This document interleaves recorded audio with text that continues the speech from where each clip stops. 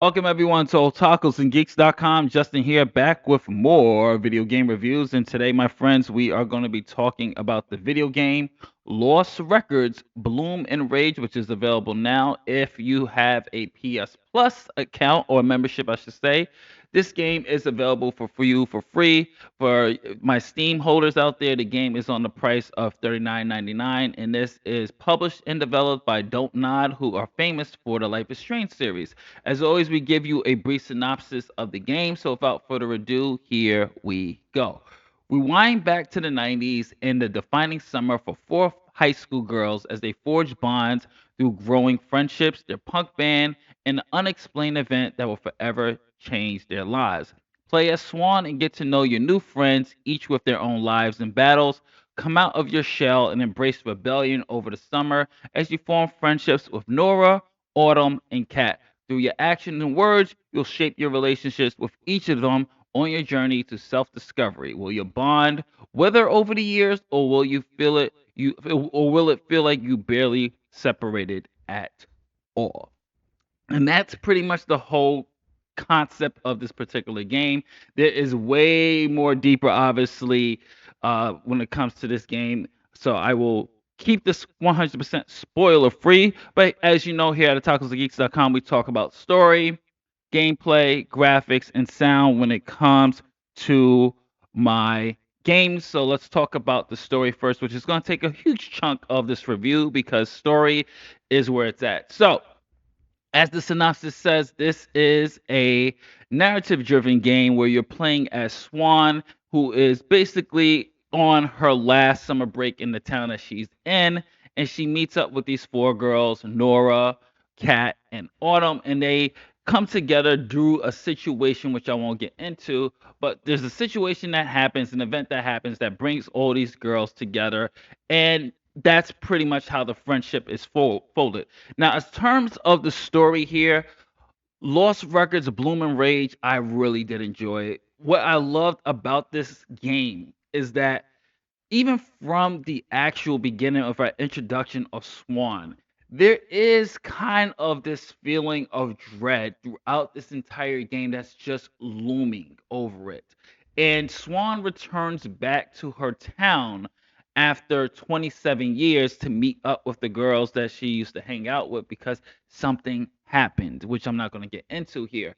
But what I loved about it is throughout this whole story, it felt like, and they even mentioned it, it's like, okay, this is kind of like a Stand By Me crossover with Blair Witch Project. And I'll get into the supernatural elements in a bit. But each girl, and this is what I loved about this game, each girl, character wise, gets enough characterization that you can pick who your favorite character is. Number one, no one is underdeveloped. Everyone gets enough screen time, and you, as Swan, you get to explore by optional dialogues to really build those relationships. And yes, your choices do matter in this particular game. And what I also loved about it is the actual story. This is a love letter to the 90s. So those of us who grew up in the 90s, me being a mid 80s baby, and I grew up obviously in the 90s, I recognize certain items such as, of course, a VCR, a tape player, a cassette tape, I should say, the Walkman, the CD player. There were options in here and items in here that I should say that really, really emphasize the 90s. Even the clothes, the music, the style, the aesthetics, especially when Swan's whole aspect, which I'll get into the gameplay in a bit, is that she wants to be a filmmaker, so she's always with a camcorder. To my 80s babies and 90s babies, you remember the camcorder, the JVC camcorders? So Swan has something similar to that. But the story reaches its peak, and I say where the story really shines is when it's feeling more like a Stand By Me. It's a coming of age story, and female gamers, I will say, can really strongly relate to this because there are things in here that female adolescents go through that they make jokes about, really good jokes, experiences about. Because I'll spoil this one thing. There's this incident with Swan where she has kind of she doesn't have tampons. Her mom gets her something else for her period. I won't tell you what it is, but there's a scene in there. If you explore, you might miss it if you're not exploring it. But she doesn't have tampons. She has something else because her mom feels that tampons are sinful or something like that, or it's only for girls who are sexually active or in veins of something like that.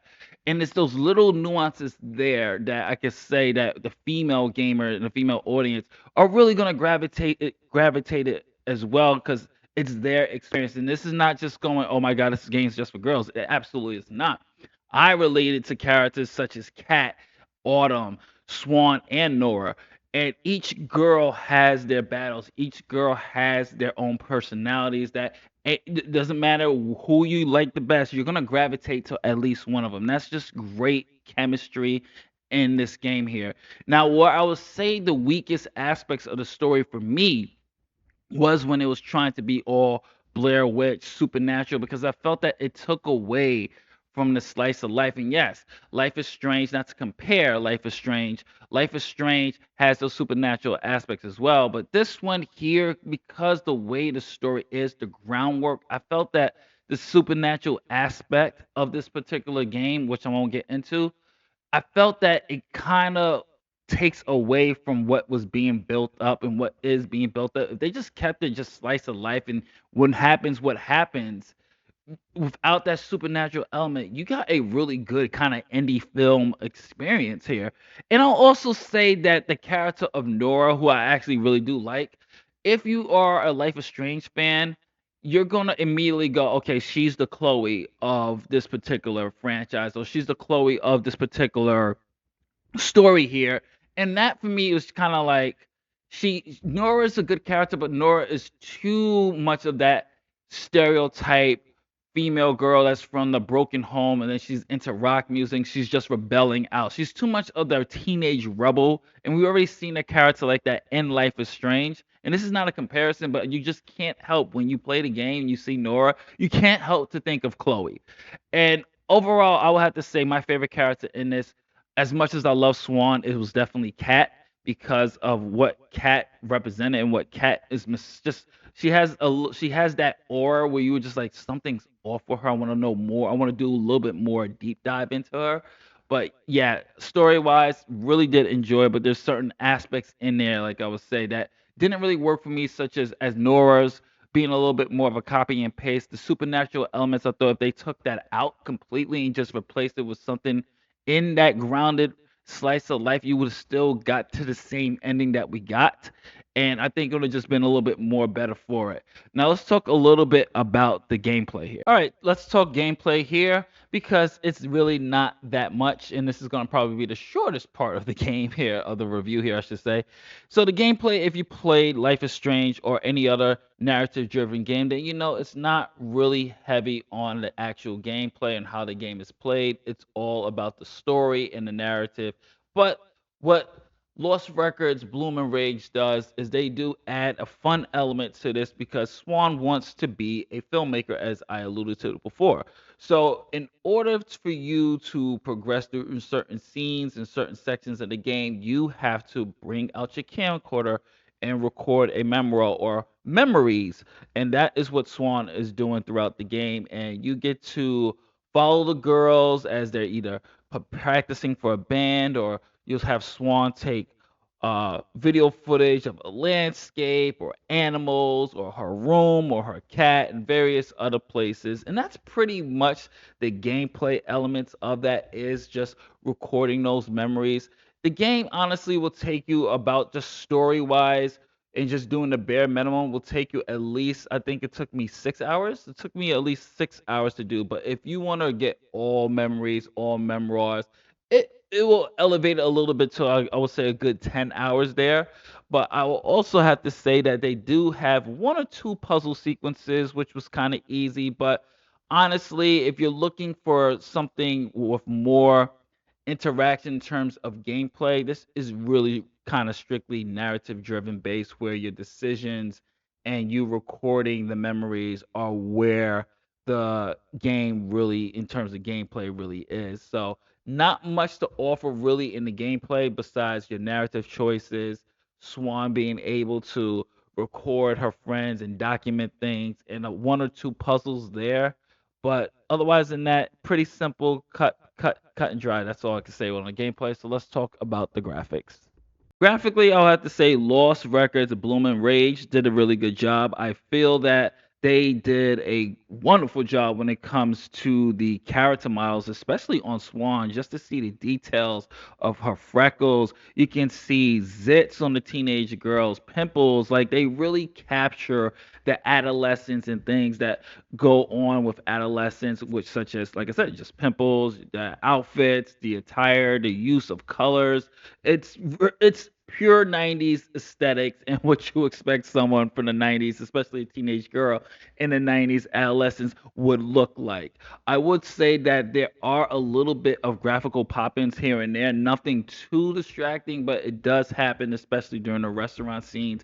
If you're panning over to look at a window and then you pan back to Autumn, you'll see that her clothes clip back in, or becomes blurry with the camera aesthetics. I'm not sure why they went with that choice, but otherwise than that, frame rate was fine. Really didn't have any really issues here. Just a little bit of the graphical pop-ins in and out, but it was steady. I thought the character models were really good. I like the aesthetics.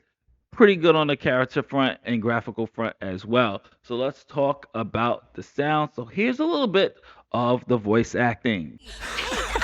Give them back! I'm Stop! sick of this shit. Go fetch!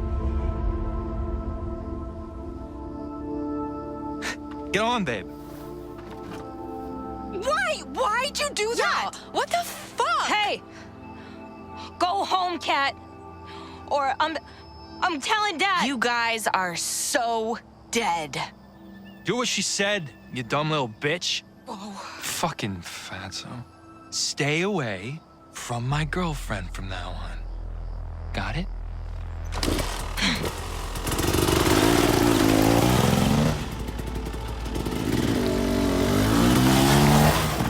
Fuck you, Corey! Fuck you!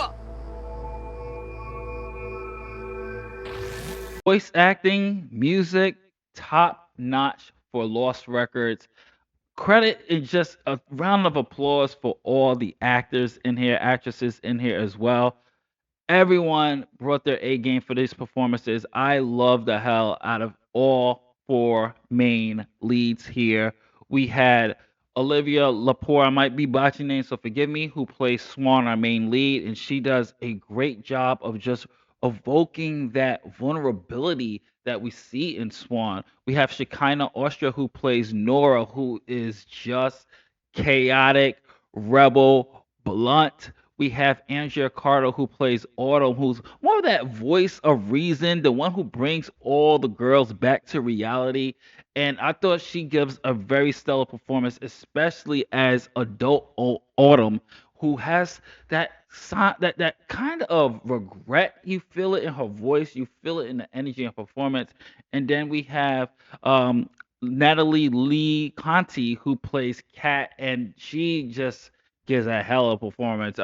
Just really enjoyed it. Jordan Dawson, who plays Corey, is a complete a-hole and does a great job, really emphasizing how much of a D Corey really is, a dick Corey really is. And then, of course, we have Victoria Diamond, who plays Dylan, and she does a really good job with her role as well as Kat's big sister.